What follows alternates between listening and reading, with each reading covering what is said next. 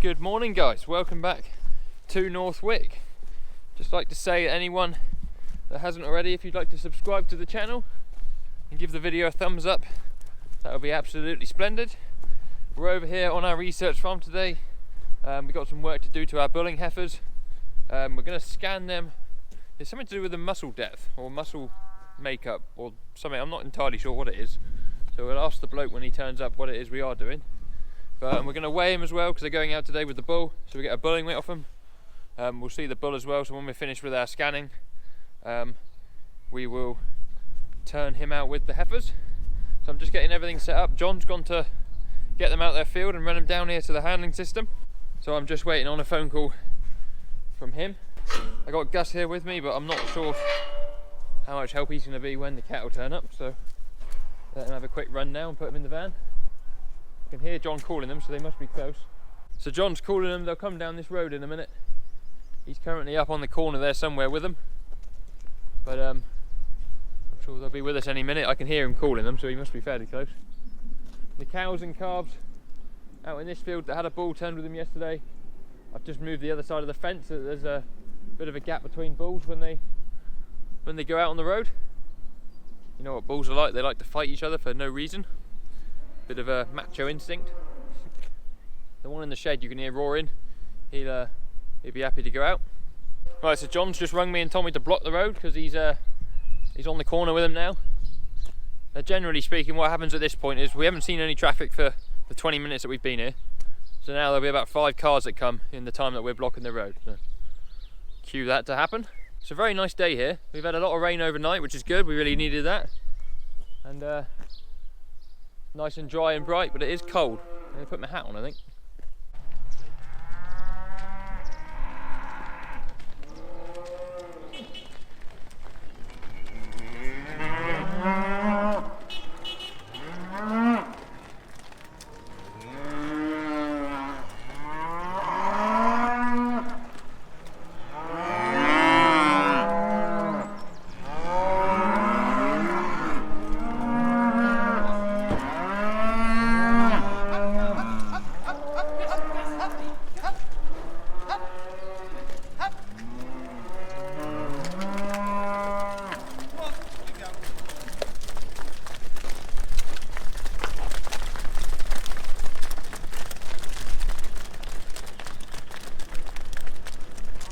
Right, here are the heifers. Come on in, girls. Go. Come on, you. Hey.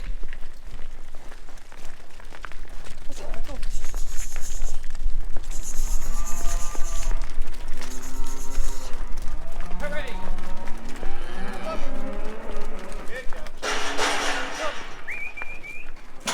With the old slalom, see, John? Oh yeah, it's all that The John Bowman slalom technique. Do you know why I do it? Because they don't tend to come back once they've gone through. You have to shut this gate. No, it's just laziness. Yeah, always take notice of a lazy man. There was me thinking there was some scientific reason behind doing it, but Well, and it works. and it works, yeah. Well, I don't really see the point of opening up every single I think they look a very even bunch. So for once we are a little bit ahead of time. So thought that was matey then turning up. So we're just gonna have a quick cup of tea before the chap gets here, because that definitely makes people turn up. He was there serving a cow, but I didn't get her number. As long as you got her in calf, I don't really mind. She had a white face. But not a Hereford? Not a Hereford. No.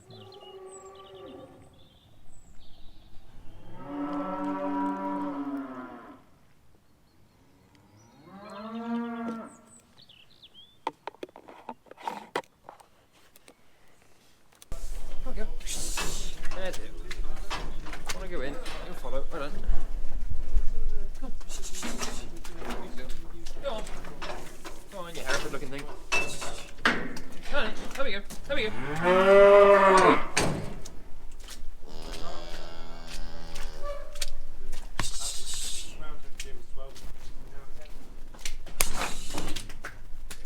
Come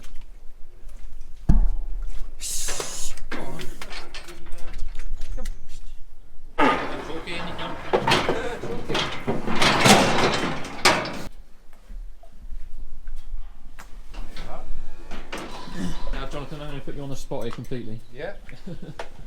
And ask you to talk us through it in layman's terms, what is going on. Okay. Yeah, so use ultrasound to just measure. We'll start measuring the fat at the rump here, and then we'll measure the intramuscular fat, so your marbling here, and then we'll do eye muscle area, which is your that's your steak.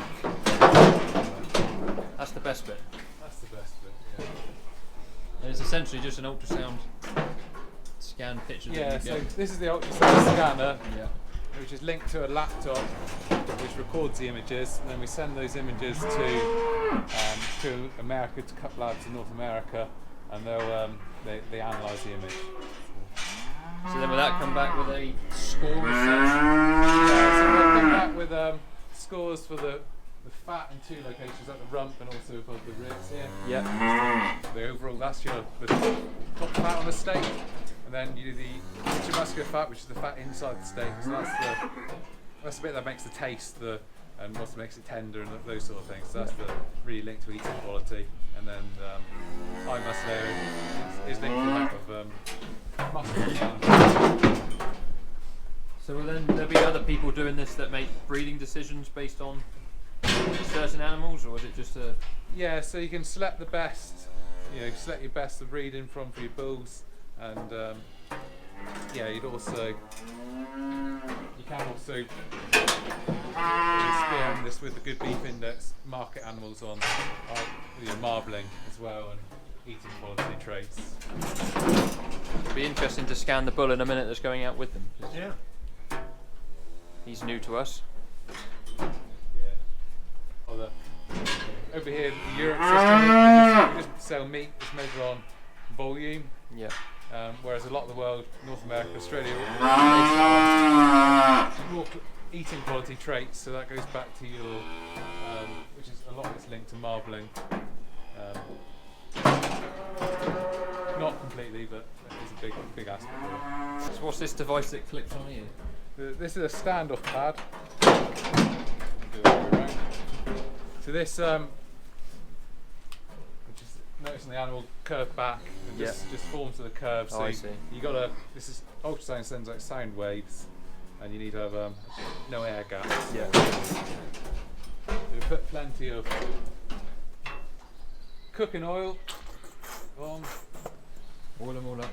Yeah. Just goes everywhere. We're aiming. This is the last ribs there, the next ribs there, so we aim right in between. Right. And that's where we'll scan.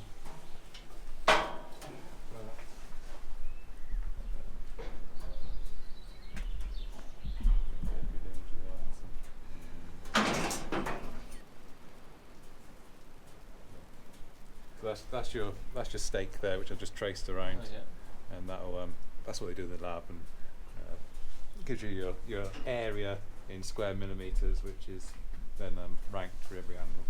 So is it deeper the better? Or is Yeah, that a bit simplistic? A bit simplistic, because sometimes if you get a steak, sometimes you get long steaks, short steaks, Yeah. those sort of things. So area hopefully covers the entire volume. So it's probably a bit more accurate. If you just chase depth, you'll just get put up with a really. The breeding birds just really deep. Is there a bit of variation between our animals? We've obviously got a bit of size difference in a few of them. Yeah, there's quite definitely noticeably the fat depth is different between certain ones. Yeah. Whether it's breeding or condition or what, but I think this one's probably a bit thinner than some. She'd be one of the Some of the heavier ones have probably got more up the size and put more fat instead. yeah. She'd be one of the lightest. Yeah. Only just a bullet weight. Yeah, she's the youngest one here. Yeah. Right, time to do the bull. Might shot the front. Good man.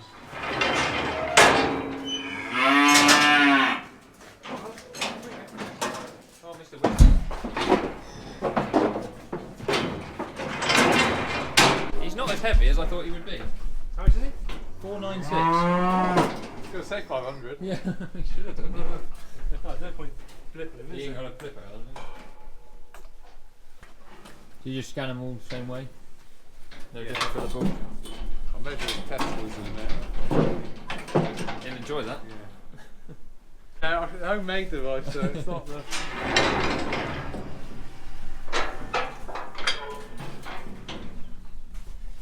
a bit cold this morning, might go a bit higher. Just want me to hold his pen?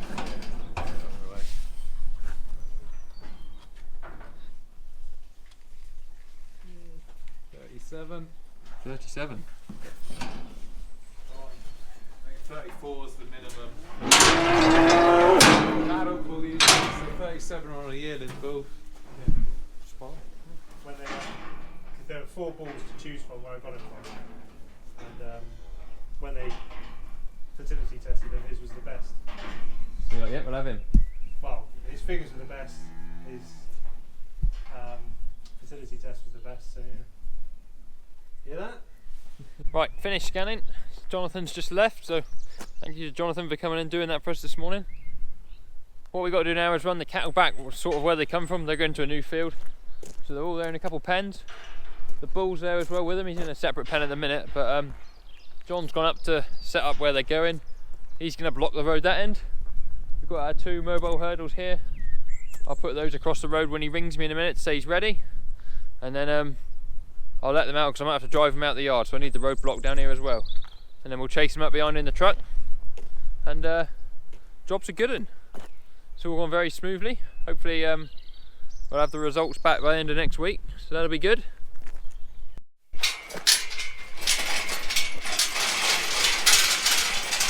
Right, we're good to go.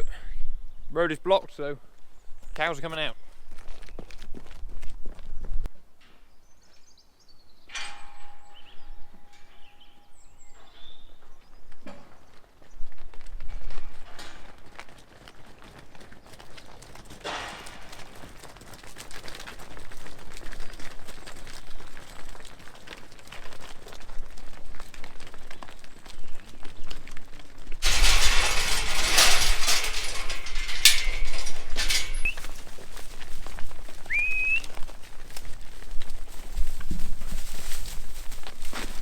Oh, good jump, cow.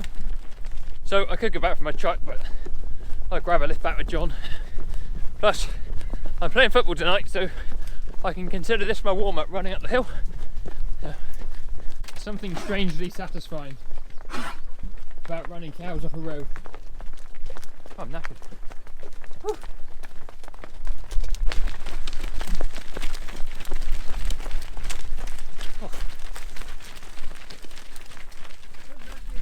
Before your big cutback. I regret the decision. I should have bought the truck. We're real farmers. I've got one question. Did it work? Yes. There we go. That's a proper way to block a gap. Homeward bound. Right, how about this for a change of scenery?